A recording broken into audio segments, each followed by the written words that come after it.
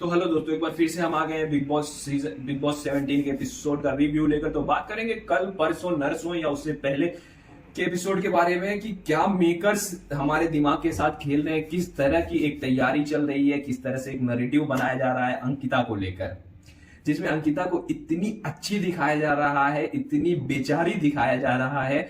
और through out the season हम ये चीज कंटिन्यूअसली देख रहे हैं कि बिग बॉस या फिर मेकर्स अंकिता को पूरी तरह से सपोर्ट कर रहे हैं। हम एपिसोड जब देखते हैं तो उसमें ये चीजें क्लियरली हमें दिखती हैं कि अंकिता ने बहुत ज्यादा चीजों को लेकर वोकल हो जाती है, जो बातें नहीं बोलनी होती वो भी बोल देती है। एक छोटी सी बात का ऐसा मुद्दा बना देती है कि वो चीजें कैमरे पर इतनी ज्यादा हाईलाइट हो जाती है। और जब विकी और अंकिता की बात होती है तो दोनों अपनी गलतियां मानते हुए दिखते हैं, वो चाहे मेकर्स के सामने हो चाहे फिर वो वीकेंड के बार पे हो। बट पिछला जो एपिसोड हुआ वीकेंड का बार जो हुआ, उसमें सलमान खान ने अंकिता को इतना ज्यादा सपोर्ट किया, विक्की को ही गलत दिखाया, अंकिता की फैमिली को सपोर्ट किया, विक्की की फैमिली को ही गलत दिखाया।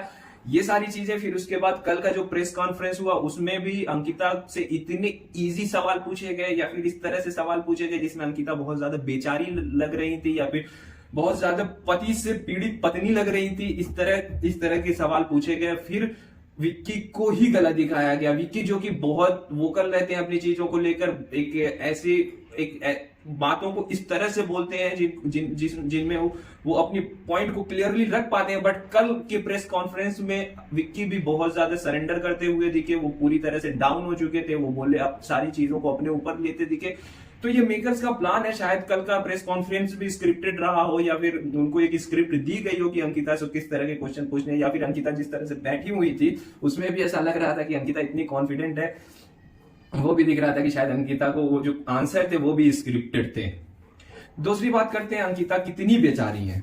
तो अंकिता जो है थ्रू आउट द सीजन वो सुशांत सिंह राजपूत के मैटर को लेकर सिंपैथी लेती हुई दिखी है, वो उनके बारे में बात करती हुई दिखी है कि इनका रिलेशन कितना अच्छा था। वो शायद वो पहले से विक्की से बात करके आई थी या मेकर से बात करके आई थी, क्योंकि मेकर भी कभी भी इस चीज को लेकर नहीं सवाल उठाया कि आप बाहर की बातें मत कीजिए, जबकि सारे कंटेस्टेंट को यह बात बोला गया है लेकिन अंकिता को कभी भी नहीं बोला गया। या फिर विक्की से भी इस चीज की प्लानिंग थी, विक्की के साथ भी, क्योंकि विक्की भी इस चीज पर एक्शन लेते हुए कभी नहीं दिखे। एज ऑडियंस हम देख रहे थे कि अगर अंकिता में एक्स की बात कर रही है तो वो विक्की को ठीक नहीं लगना चाहिए, इन दोनों का रिलेशन जो भी रहा हो, सुशांत सिंह राजपूत और अंकिता का।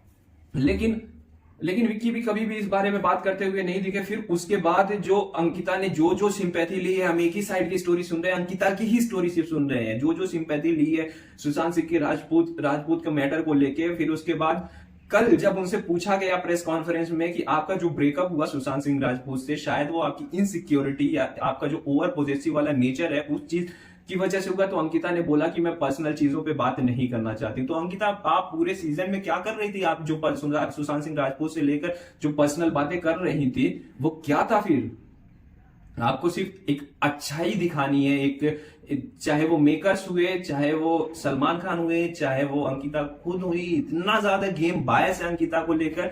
और अंकिता को हम इतने ज्यादा स्क्रीन टाइम दिए जाने को बिल्कुल भी इंजॉय नहीं कर रहे हैं। बाकी सारे कंटेस्टेंट को कल प्रेस कॉन्फ्रेंस में किसी को वोमेन चीटर दिखाया गया, किसी को वोमेन बीटर दिखाया गया।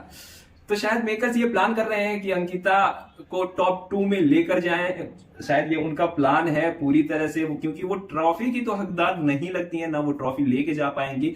ट्रॉफी तो या तो चंडीगढ़ जाएगी या डोंगरी जाएगी, इसके अलावा कहीं नहीं जाएगी। लेकिन शायद मेकर्स इन्हें टॉप 2 में खड़ा करना चाहते हैं, क्योंकि वो टीवी का इतना बड़ा चेहरा है, तो इस वजह से गेम उनके लिए बायस हो रही है। Okay, that's all for today. फिर बात करेंगे इस चीज को लेकर।